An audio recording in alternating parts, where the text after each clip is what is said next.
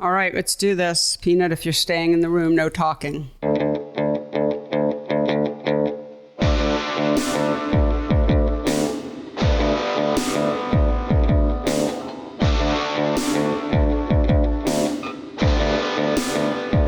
Hello and welcome to the PhotoWork podcast, the talky and touchy-feely version of my book, PhotoWork, 40 Photographers on Process and Practice. Hello, everyone. I'm Sasha Wolf, recording from... Who?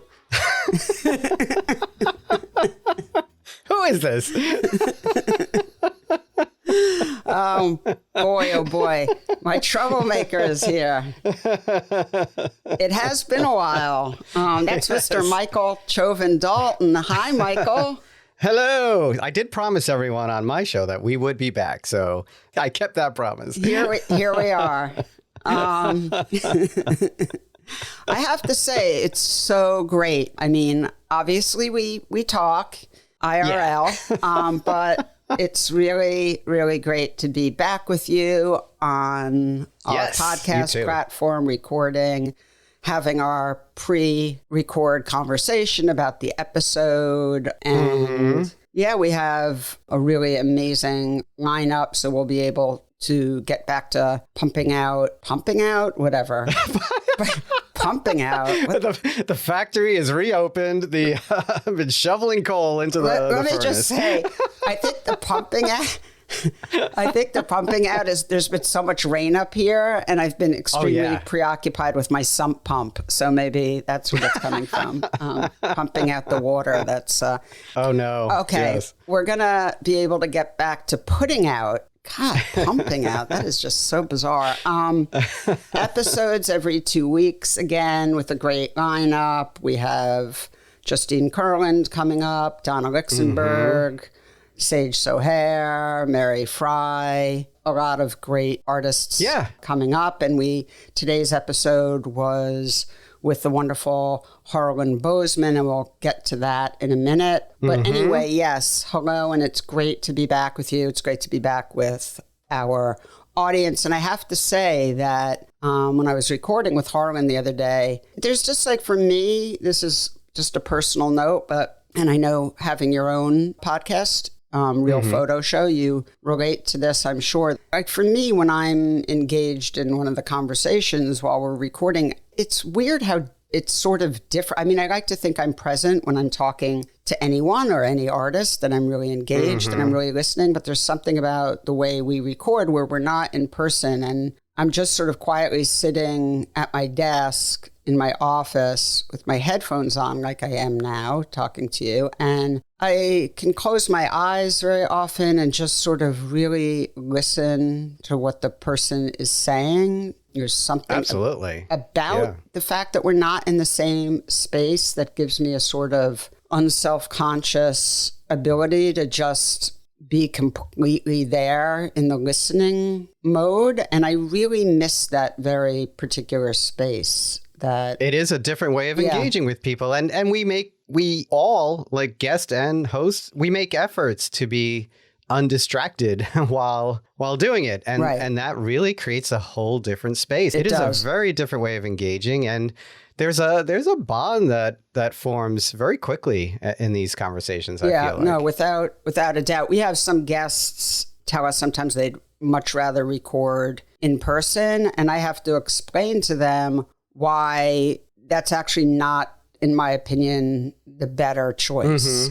That I just need them to trust me that in person is a completely different, as I said, more self-conscious experience where you have to sort of look at the person and, body language, everything, of course. We turn off all our devices, obviously. You sort of lock yourself into your recording space. Everything else is shut off. And, the only thing that ever sort of distracts me is, I know who that's going to be.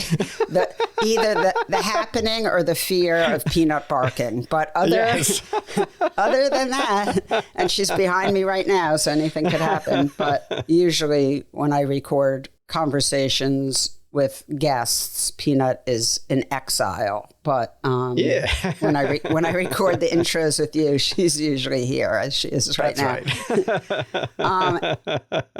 Anyway, well, let's get to, I think we have one really fun announcement. Yes, one great announcement. CPW has their 2025 portfolio reviews, and they've extended the deadline to June 21st.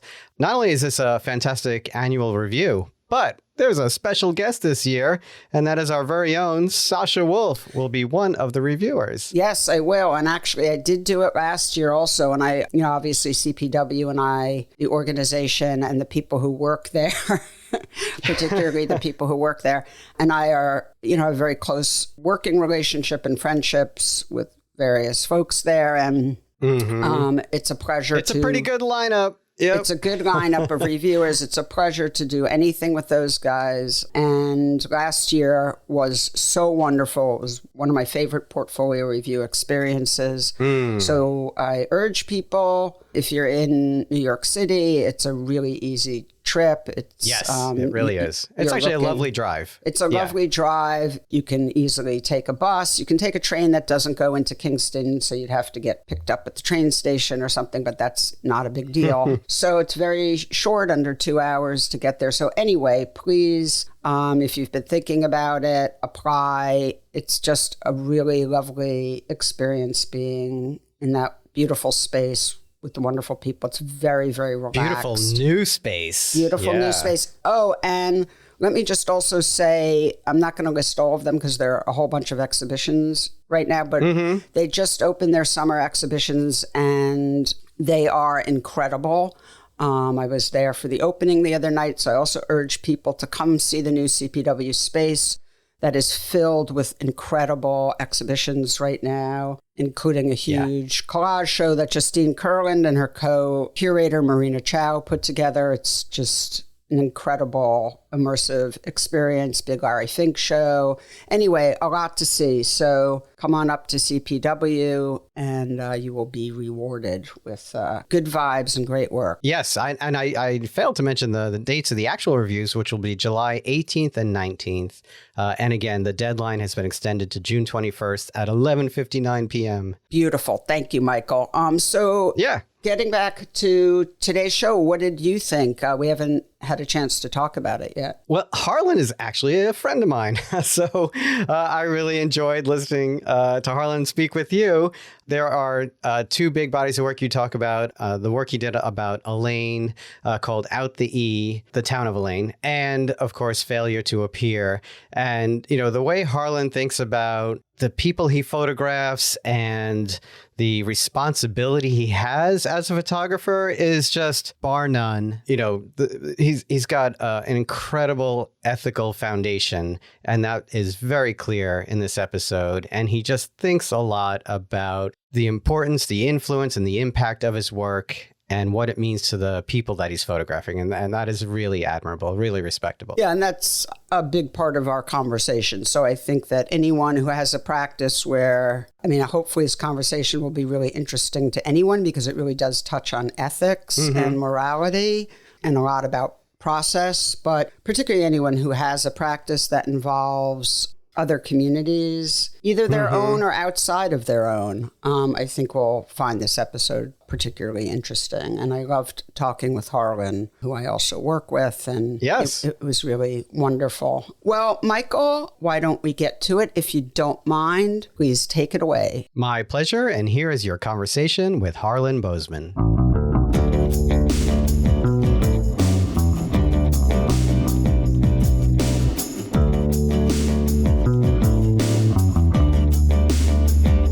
Harlan Bozeman, welcome to the PhotoWork podcast. It's so great to have you on. I'm so thrilled to get to sort of talk with you in this space and give you a platform to talk about a lot of things about you and your process that I find really fascinating, and I think our audience will as well. So thank you so much for being with me today. Thank you for having me. I really appreciate it. So Harlan, as we start every show with the artist's sort of journey and biography, we'll do that today. So please tell everyone about yourself, where you grew up, how you got into photography, where you went to school, what you studied, etc. Sure. My name is Harlan Bozeman. I grew up kind of all over. I was a military kid. Then I also moved around for my mother's job. But I like to say that I grew up in the Midwest and also the South. I'm currently based in Central Arkansas, and photography came a little bit later in life for me, around the age of 22. My undergrad bachelor's degree was in journalism. And then I began making pictures when I moved to Los Angeles from Chicago. And really, my introduction into photography was walking on the street, making candid pictures. And I was doing that for about 3 years before I realized that I wanted to make more long-term project-based work. And that's when I started going out to South Carolina on the island that my family is from. And that was kind of the start towards my practice as it is today in 2018. Yeah, I'll just end there. Well, I'm gonna dig in more. So people always come on and sort of, I often hear this, and then I just started making pictures, sort of throwaway line. But, how does that happen? I mean, what compelled you, that may be an overstatement of a word, but what compelled you to start making pictures when you were in LA? And it sounds like you were sort of doing street photography. And so I'm curious, did you have any reference for that? Were you looking at photographs? Did you find some book of street photography and thought, this is really interesting? And what was your mindset in terms of, seriousness of intention when you were doing that? Yeah, there was not much intention early on. And getting into street photography, I'd like to think is random, but it probably stems from my upbringing. I grew up skateboarding. I was very interested in music. I was in a band in college playing the drums. And I was also taking some photo-based courses in undergrad, like photojournalism courses, where we were kind of writing along to images and not really making our own pictures. But a visual was a big part of our assignments in that course. Mm-hmm. And so when I moved to Los Angeles, I knew I wanted to take up photography. I just didn't know what my area within that medium would be. At the time, I was living in Koreatown, which is one of the few kind of urban areas within the city of LA. And I was able to just walk around a lot and just make these candid pictures. And I guess I was looking at a lot of street photographers before me. I was really interested in like Gary Winogrand and also image makers who had bodies of work that were so different from one another, like Marielle and Mark. But then I was also familiarizing myself with more conceptual image-based artists like Jeff Wall. So I was looking at kind of anything and everything, but a lot of black and white early street photography work. And so really, for me, street photography was a way for me to build up this sense of fearlessness that I think really helped contribute to the pictures I was making early on. Because walking the streets of Los Angeles, you do need to have some sort of fearlessness in you when you're making photos. I think making street pictures anywhere, it helps. And so that's kind of my introduction. There wasn't really a formal education that I had in learning the camera. It was a lot of mistakes. And the first year I was working digitally, and then I quickly switched to film, and that became a whole cycle of like going through and educating myself on how to work with film, how to develop my own film. And that really got me interested in the medium of photography. And I quickly increased my format and went to 6x9 and 6x4.5. And then I settled on 6x7. So that was like a quick 3 years of just getting new cameras, experimenting, figuring out what I like and what I don't like. But in regards to intention, there was not much early on. Like I said, I was really just being in the right place at the right time. And that caused me to not really understand how to talk about my work. I didn't have a background within fine art. And I didn't know many artists at the time, even living in Los Angeles. I was going to art openings and kind of getting established with the art world, I guess. But at the same time, there also wasn't a lot of photo in 2016 that I was able to see in Los Angeles. There's maybe a couple galleries. So a lot of it was online.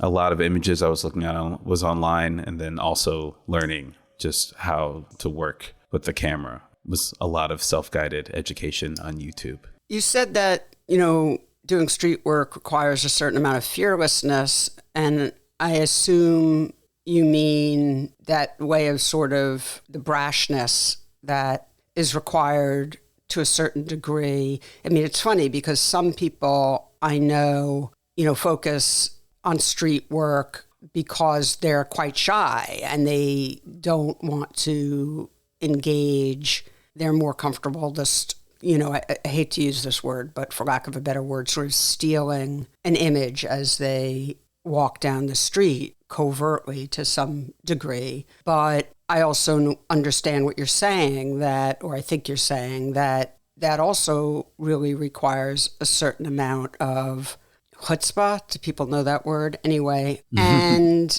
I wonder if you, read any texts about or read any interviews with someone like Gary Winogrand or anyone else who personifies that type of artist, or did you just sort of figure it out on your own?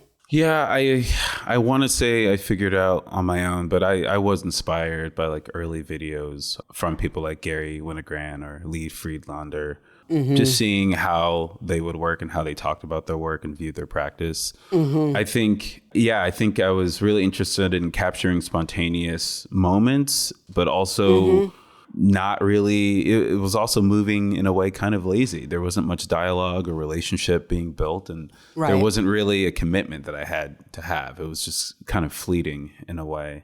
It's something that I look back on and I'm happy for those moments because I learned a lot in those moments, but it's not how I would ever want to continue working, because I don't think there's much you can say about that work beyond it being like these anonymous, candid moments.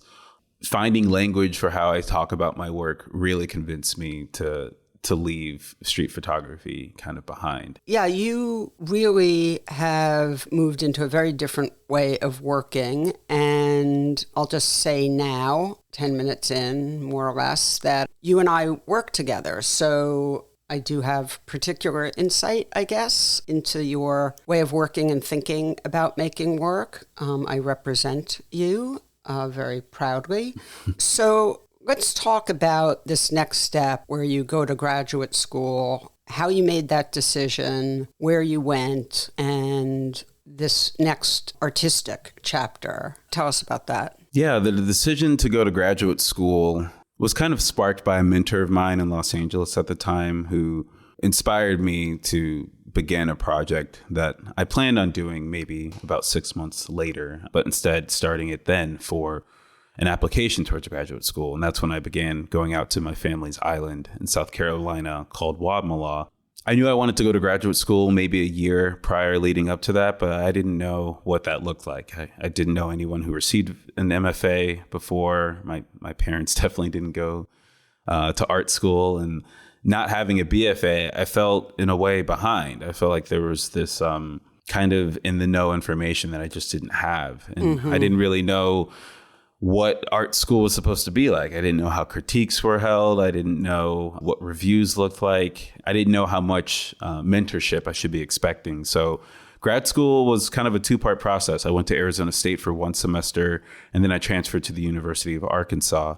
And after transferring to Arkansas, that really gave me the time to expand upon what I really wanted to do, which was long form projects that deal with communities. It just so happened to be at the time of COVID that I went to Arkansas. I moved there in February of 2020. And really, I didn't know what I was going to do for a couple months leading up to classes starting. And it was around the time of July that I found out about the history of the Red Summer of 1919 from auditing a course at the time with my mentor, now really good friend, Zora J. Murph.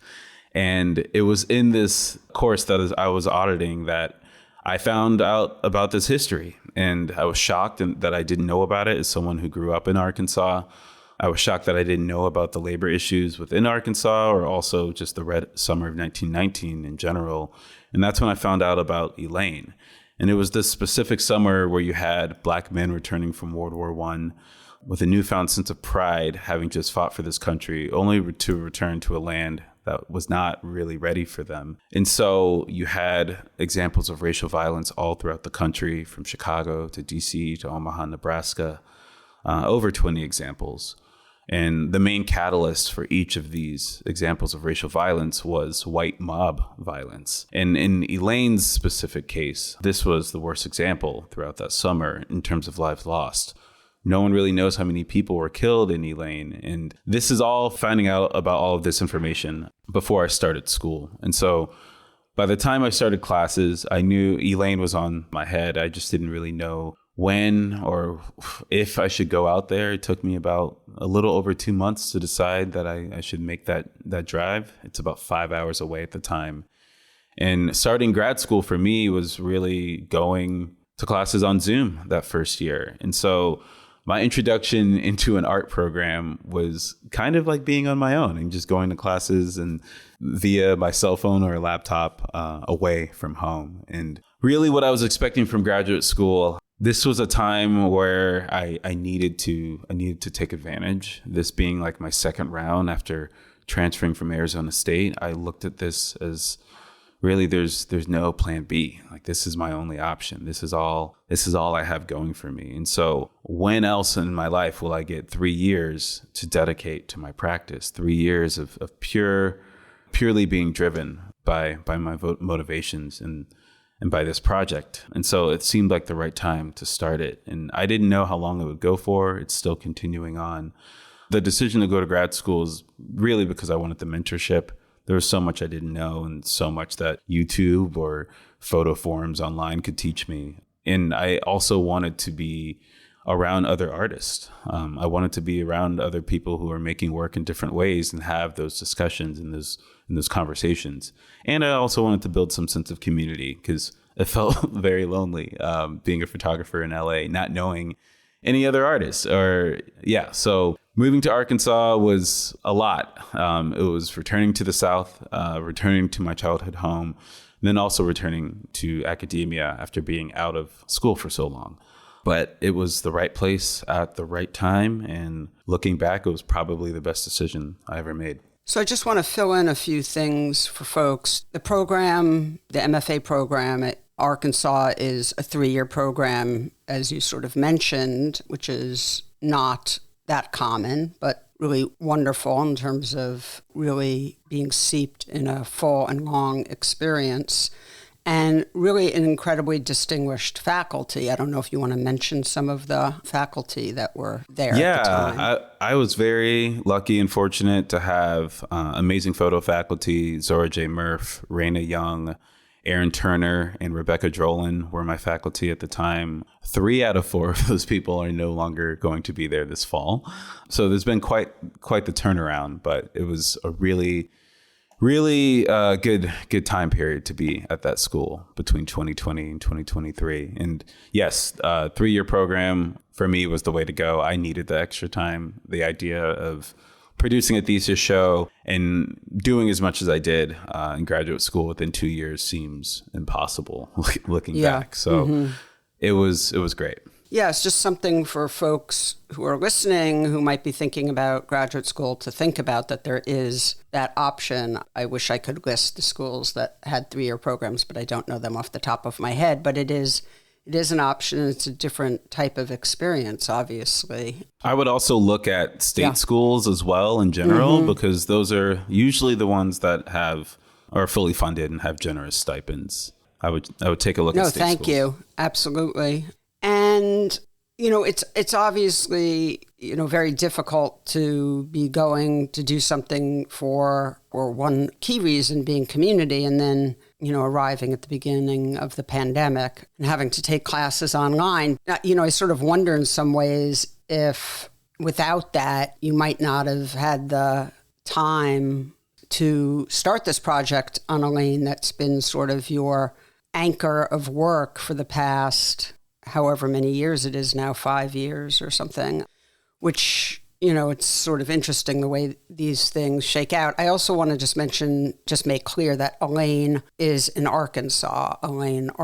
So although you had a very long drive from, I guess, northern Arkansas to more southern Arkansas, it's in the same state. And as you said, there had been this just really ghastly, horrible, historic massacre in Elaine, Arkansas, of the Black residents in 1919, and that was the catalyst, this thing you wanted to explore, the legacy of that. So you took your first trip to Elaine, Arkansas, and pick it up from there. What was it like to arrive in a place where you didn't know anyone and you had this, you were being internally driven by this desire to sort of explore something photographically that happened 100 years before? How do you do that? Like, what are you thinking about? And, you know, when you're on your way, and what are you thinking about when you get there, and how do you start? Yeah, just going back to the first thing you said. Yeah, if COVID wasn't happening that first year, I don't think I would have been as successful starting out. I think, you know, there was some preliminary research that I did online, which is what anyone can really find on Elaine, which mostly has to do with the massacre. But to understand what Elaine was like in the 50s, 60s, 70s, 80s, decades after this massacre, you're not going to find anything. You're going to have to go down there and speak with people. And so that first initial visit, I was pretty nervous. I didn't know anybody. I didn't reach out to anyone. All I knew is that I wanted to go down there and see what the town was like. I knew it was small. I didn't know it was as racially segregated as it was along Main Street. And anyone can easily see that as soon as you get there. Elaine is one of those towns you can drive around in 5 minutes. There's no street lights. They just got a Dollar General in 2019, and that was a really big deal. But that first visit, I'm going down there with my film cameras, and then I also brought my digital camera. And from the very first visit, I went to the basketball court. It's really the only place where you're going to find people outside, and it's also one of the few places that is really meant for kids. Like, this is their area. And so that very first visit, while I brought out my digital camera, I put it in the hands of the kids. Actually, I didn't. They asked for it. And so that kind of sparked that simple exchange just sparked some sense of engagement early on. Mm-hmm. And going back and returning, and I was lucky at the time because I could go back consecutive day, or I could go back multiple days in the week.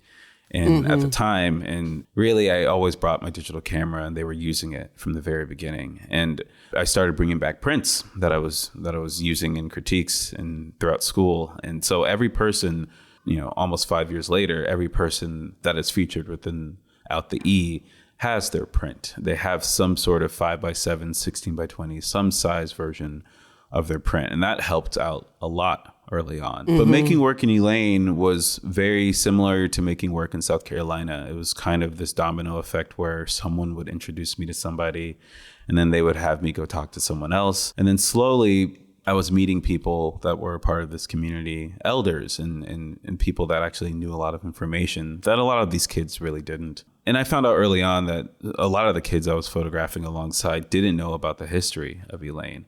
And that kind of shocked me a little bit as well. I mean, I can't say I was surprised that an 8-year-old didn't know, but to know that like 16 and 17-year-olds had no idea was pretty alarming.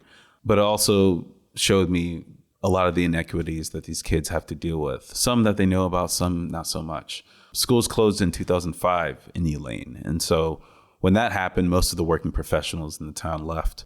Your doctors, your lawyers, your local educators. And so Elaine is about a population of around 500 people. And so everyone knows everybody. Everyone's in everyone's business. It's truly probably the closest community I've ever been around. And so when you have a close community like that, it could be really great for making this kind of work. You're going by showing people's prints, and then they see their cousin or their daughter, and immediately they open up to you and they tell you about their life. But a lot of the questions I was asking early on wasn't really about the massacre at all. It was about, what do you do for work? How are you affording where you live? Do most people own their homes? Where do people go for fun? And then you quickly realize that Elaine is not the place for really any of those things. In fact, if you want to discover opportunities or leisure or have like any leisure activity, you have to leave Elaine. And so most people work outside of the town, besides the few people who work in like maybe the Dollar General or within like the local city hall, which is a very few amount of people. Most people are leaving Elaine. And so when that happens, the money leaves the town and doesn't really come back. And so that's also a big conversation to be had, as well as land ownership. A lot of people don't own their homes in Elaine. And there's also not really infrastructure to build homes on. In fact, if you wanted to move to Elaine, you couldn't.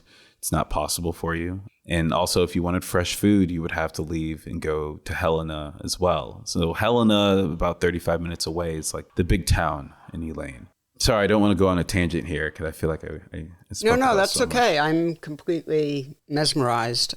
So you are building these relationships, you're making photographs. How are you thinking about what this project is? Because you're motivated originally by the history of this place. Then you get there, and I'm sure there's very few remaining signs, literally markers of its history. It's not like it was frozen in time. It's a place that has continued on with people being born, people passing away, people getting married, people falling in love, etc.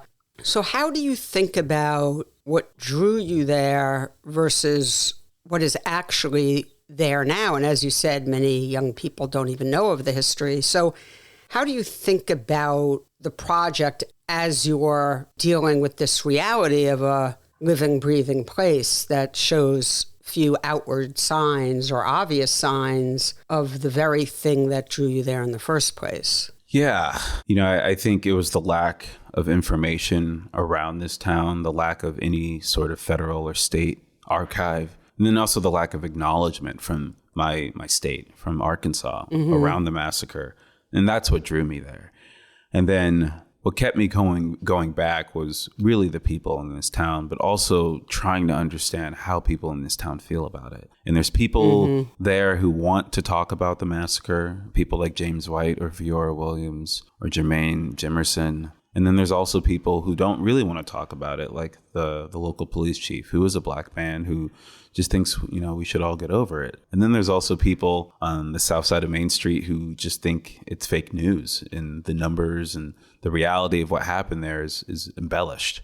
And that's a reality. There's many people who feel that way. And so finding that out in month one, that's when I realized this is bigger than just the massacre or the history of what happened there. This is something that's continuing on, that lingers in people's lives. Maybe not daily, but it's something that hasn't really left. The social economic conditions of a place like Elaine, have not really improved much since the 1920s, since the era of sharecropping.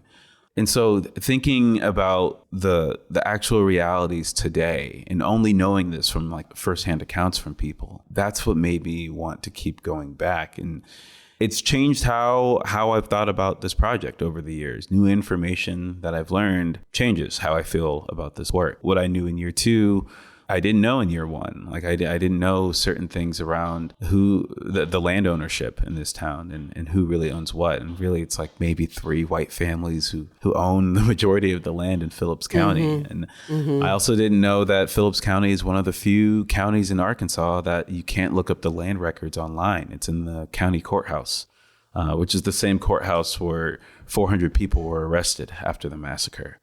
It's changed a lot around what I'm interested in. I feel like each year I'm interested in something new, but in relation to the town. But at the same time, my methods haven't really changed. I'm still going back. I'm still returning. I'm still making pictures.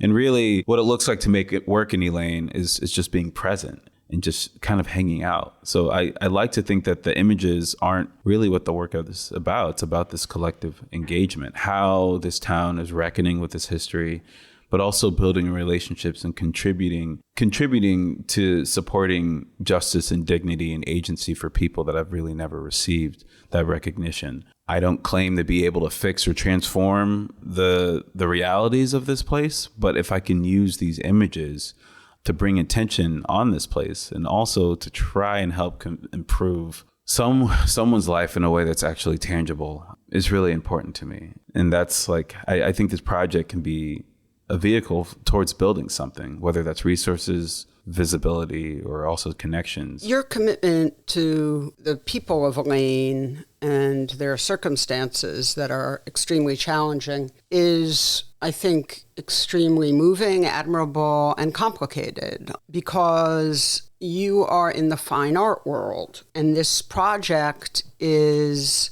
in many ways a social justice project. And I think, as we all know, there isn't a easy overlap between social justice and the realities of the art ecosystem.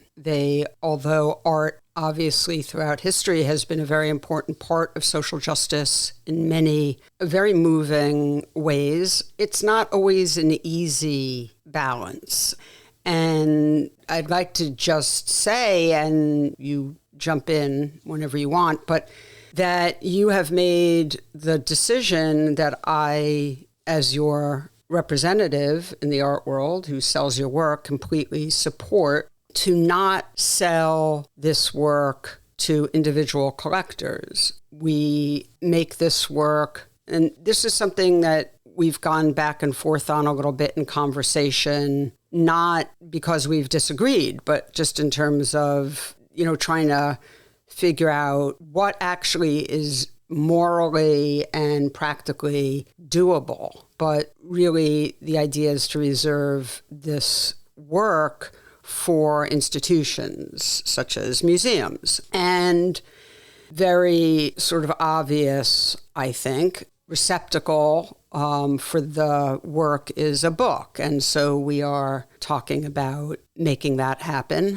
Mm-hmm. So it's obviously, it's tricky, it's tricky to be in the space that you're in. And I wonder how you sort of think about that, or if I guess I know the answer to this, but I guess I'm just asking you to tell folks who are listening just a little bit. You don't have to pry open your soul, but just a little bit about the decision to not commodify this work. Yeah. It's not something I knew early on, like my first, second, or even third year of grad school. I think it's something I really started thinking about in the summer of 2023 while I was at Skowhegan School of Painting and Sculpture, where I was having a lot of these conversations as to where I want this work to be and how I want it to be presented. I think a lot about other artists before me, especially artists who make work dealing with very specific communities, whether big or small. And whenever I look at that work, I always wonder how this place or this community improved from that work. Have they improved? Mm-hmm. And there's so many different bodies of work I can think about, but a big inspiration early on was Imperial Courts by Dana Luxemburg. Mm-hmm. That was like one of those books, along with The Notion of Family by LaToya Ruby Frazier, that I showed kids in Elaine early on in like the first couple months.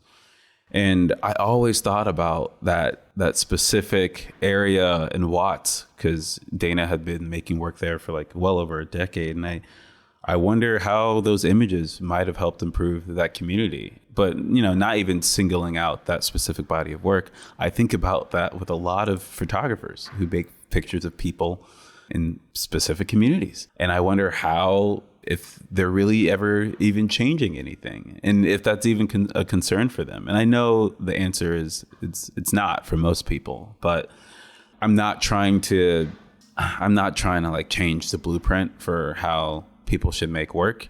I just know very specific examples of bodies of work that make me feel kind of icky inside. And I did not want to do that with this work. And so I knew about 2 years ago that this work was not going to be for sale to private collectors, period. Out the E is about confronting a history of racial violence that continues to shape this small community. And so I refuse to contribute to any sort of commodification of Black pain, particularly when it benefits certain individuals detached from that place. And so when I think about all of the instances where the visual language of Black death or despair becomes, in a way, sort of currency for cultural enrichment, I'm not interested in repeating that.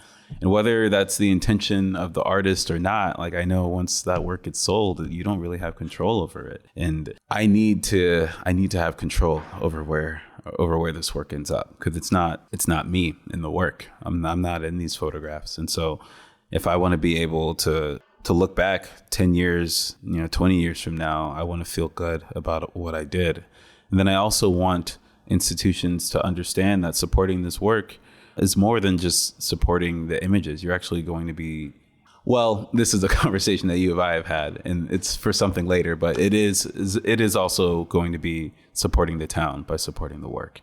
And that's for like another conversation. But it's really important to me. I don't want this work to end up, in someone's kitchen. That has nothing to do with Elaine, and it will never go to a place like Elaine. But they see a portrait of a young Black child, and so they must have it inside of their house. I'm not interested in that. I guess like I'm not trying to like put up a stand or. Well, this is how you feel, right? I'm exactly. Just gonna, yeah. I know you're not trying to tell other people how to go about their artistic practice, but this is your blueprint. You have certain guidelines for yourself, and what you need to do in order to feel right about this very complex and sensitive project.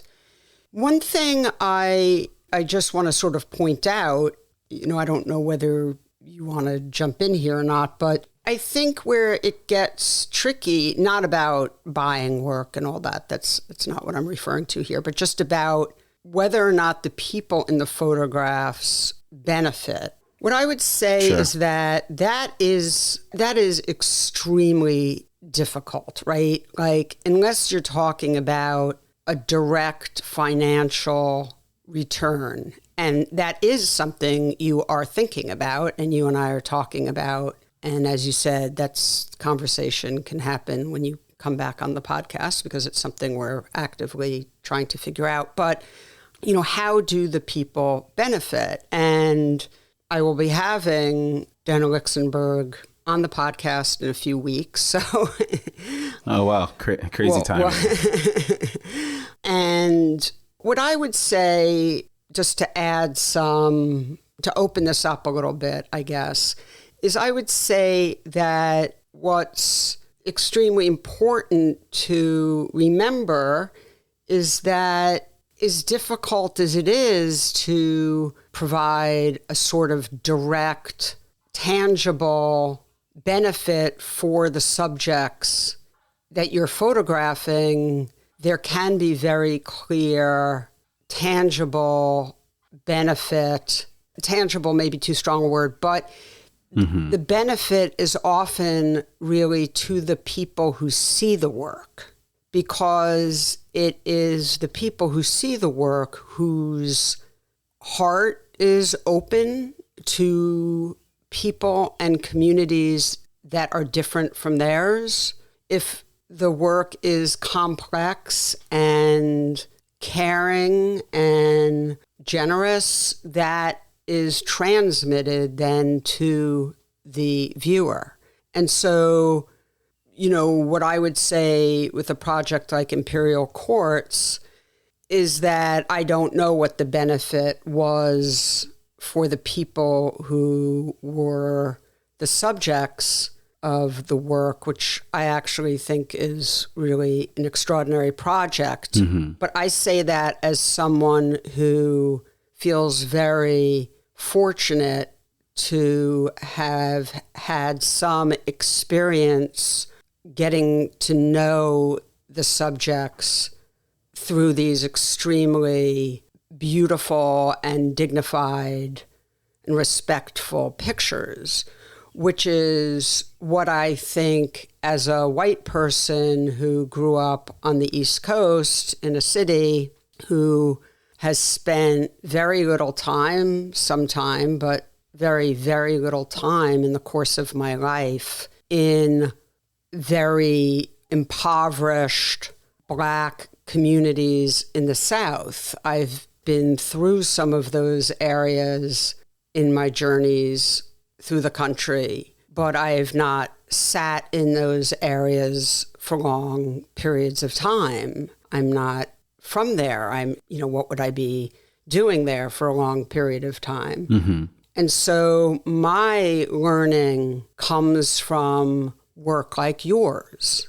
And that's extremely important to me as a person. It's why I love the work that I do. It's why I support and champion the type of work that I do as Sasha Wolf Projects, as a photography representative and dealer, is because my life is so enriched. My sense of the world and my ability to relate has been so impacted, I think in a positive way, I hope, by spending, long, thoughtful and careful periods of time with the type of work you're making. So I would just say that it's really important to remember, and of course you can't control everyone's response, and there are going to be people who are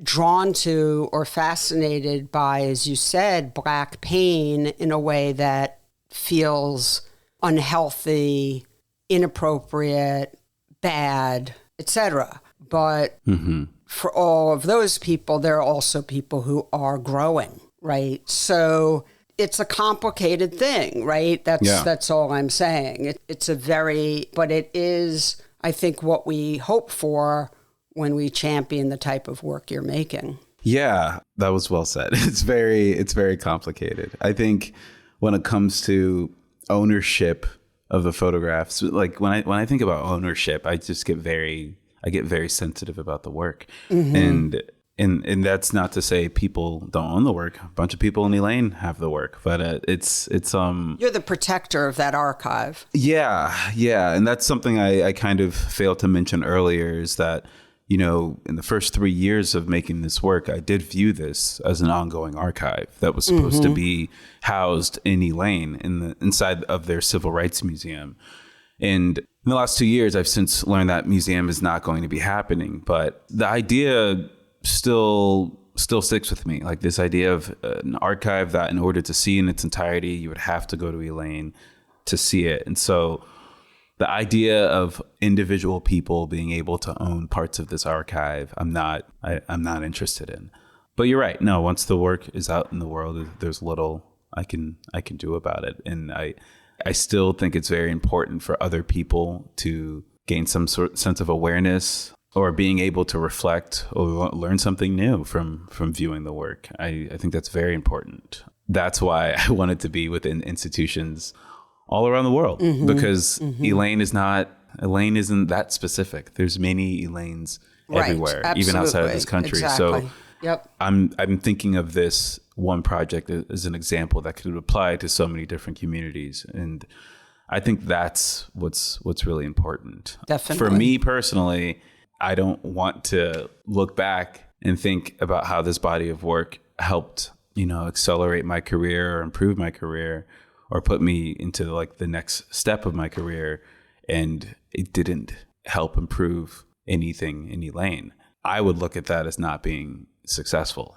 I wouldn't say a failure because the work exists, but I don't think it would be a successful project if some aspect of Elaine life doesn't improve for some people. I don't think like it's gonna, I don't think it's gonna change like the structural problems in Elaine, but I do think like through fiscal sponsorship, through like a nonprofit or, doing something along with Mayor Hicks, like I think like a fund could be built that could go towards something in Elaine, whether that's an actual brick and mortar building, or it could go towards like a fund that helps people when they need it, because people do need help. Yeah. Still thinking about that. And that's also a conversation we should have later, but when it's more fleshed out.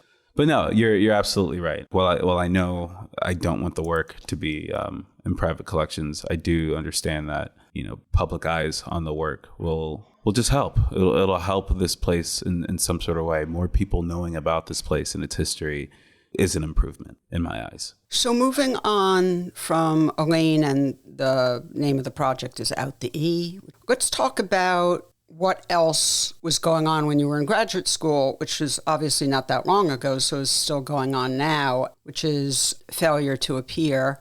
I'm thinking of specifically, but there's other projects you're working on. And how you made this turn toward what I hope you'll describe to our listeners of a very different way of working, some of the very same concerns and preoccupations as far as content or meaning and concept, but incredibly different forms. So tell folks about that. Yeah, while in graduate school, I was in school full time, going to Elaine to make work, but also doing some assignments that were very random in Northwest Arkansas. But the assignments would take me throughout the South in places like Mississippi, Alabama, Oklahoma. And at the midpoint of my graduate program, I dismissed the idea of including my work in Elaine in my thesis exhibition.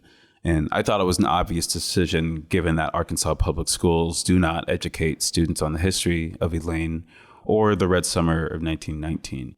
I knew the response to my work was positive in Elaine, but I also thought it was very expected that I would be showing that work. I was also a little bit in my feelings around my thesis year of grad school. I thought the massacre and its legacy was what people were attracted to, while the community that I photographed alongside remained in a way overlooked. At least that's the impression I was getting from a lot of my critiques. And so as a result of some aggravation and some academic / self-motivated moral pressure, I needed to make work about Black personhood and how my proximity to Black death was altering my psyche and how I felt. And so that kind of forced my transition into collage. Also, it was inspired by a shift in my relationship to the images and to my own archive. Throughout grad school, it was also returning to the South and returning to my childhood home.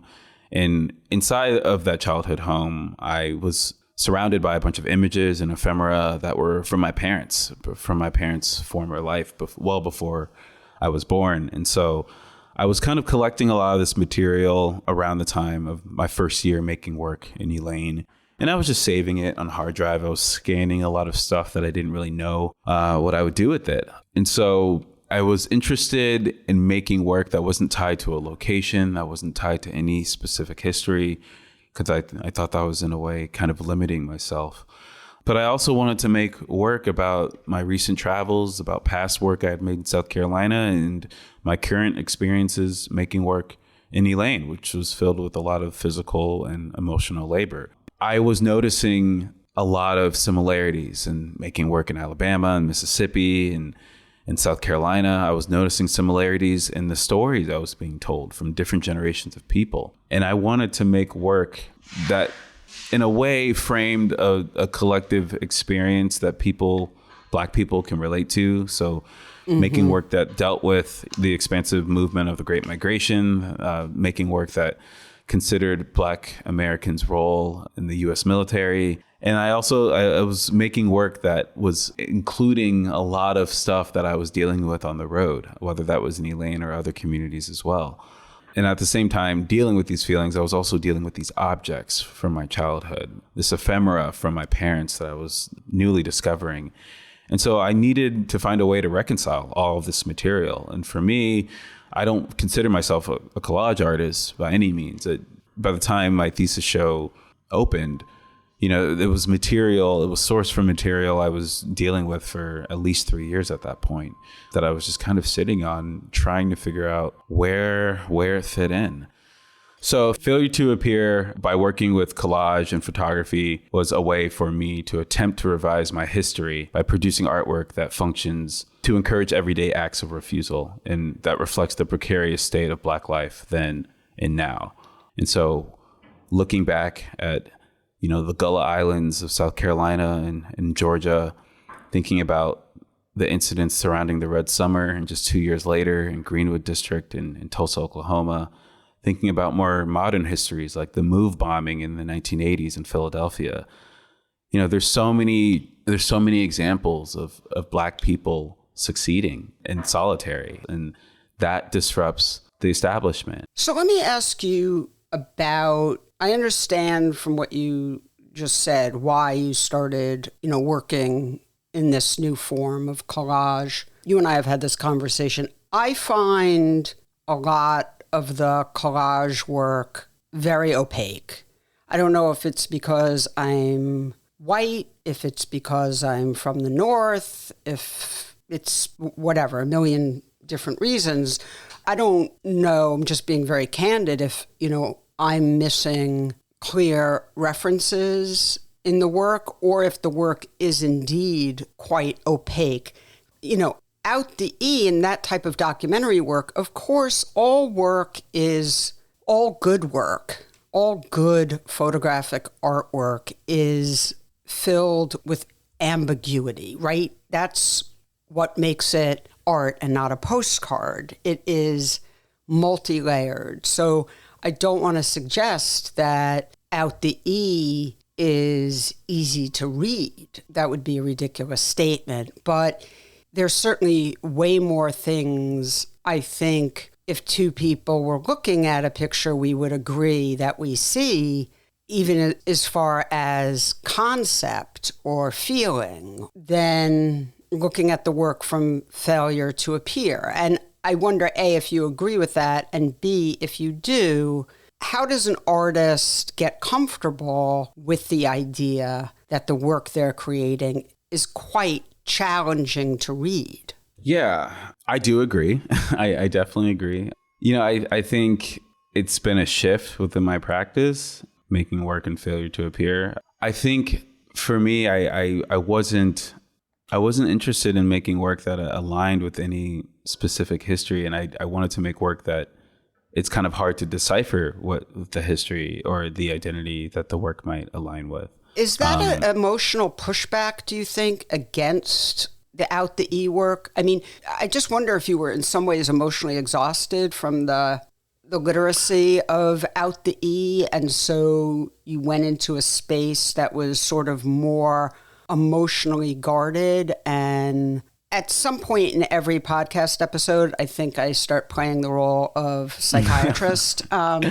This is that moment. I just wonder if, whenever I'm looking at the two bodies of work, and you've made more than two bodies of work, by the way, but just we're highlighting these two for the sake of the podcast. And I often am looking at them sort of side by side for reasons that have to do with my own organization, quite literally, in representing you. But, I'm often really struck by that. It feels like you were making Out the E and you were sort of yelling at people, like, pay attention to this. And then Failure to Appear just feels so private and guarded and made by someone who is exhausted trying to, jump up and down and communicate something and is in a sort of more careful defensive crouch, maybe. Yeah, you're not too far off. I would think that I needed to make Failure to Appear because there were things I wanted to address about making work in Elaine that I couldn't bring into Out the E, or I felt like it wasn't appropriate. And so whether that's like referencing my own personal physical burnout or also, leaning more into speculative fiction and thinking about legacies and histories that maybe I don't personally know, but some Black person might, or it might apply to somebody.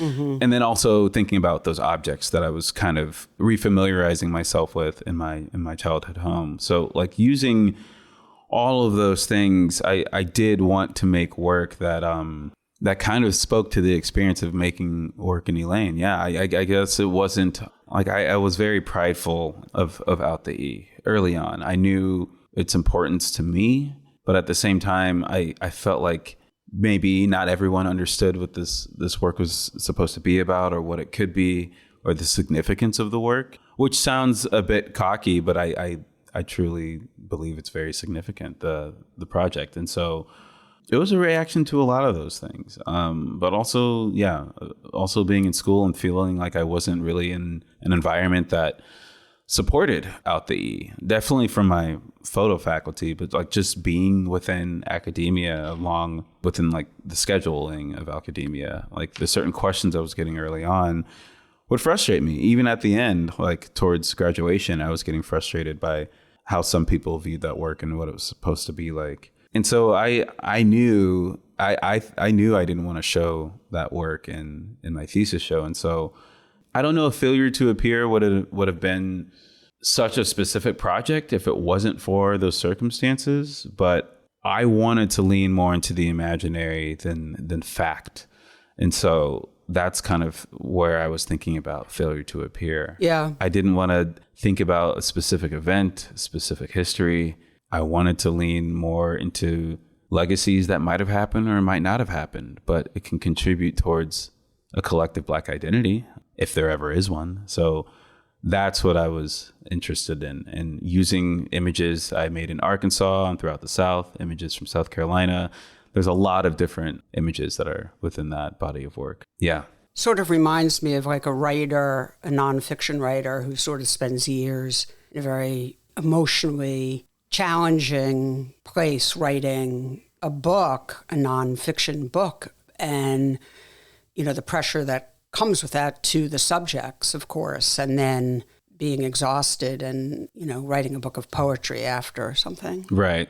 That's a great comparison. Yeah. Well, I could keep talking to you for the rest of the day because I love talking to you and I love you and I learn so much. I think people might wonder if the conversation is sort of sincere, if it's someone I know well or whose work I know really well and know the answer to things. But the truth is that even though we work together and we're having a real conversation, and I'm learning things because each conversation that we have is new and enriching in its own right. I hope people enjoyed listening to you the way I have, and look forward to having you back on the podcast, hopefully when the book is published.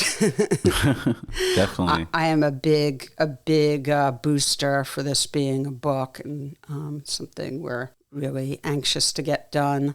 Anyway, Harlan Bozeman, thank you so much for talking with me today. I send you a big hug, and I will talk to you soon. Thank you so much, Sasha. I really appreciate it. Talk soon. Okay, bye. Bye. PhotoWork with Sasha Wolf is a production of the PhotoWork Foundation. Executive producer is Sasha Wolf, and the associate producer is Taylor Selsback. The show is also produced and edited by me, Michael Chovin-Dalton of Real Photo Show. Music is by J. Walter Hawks. If you like the show and wish to find out more about the Foundation, please visit photowork.foundation and be sure to subscribe and review with all the stars on your listening platform.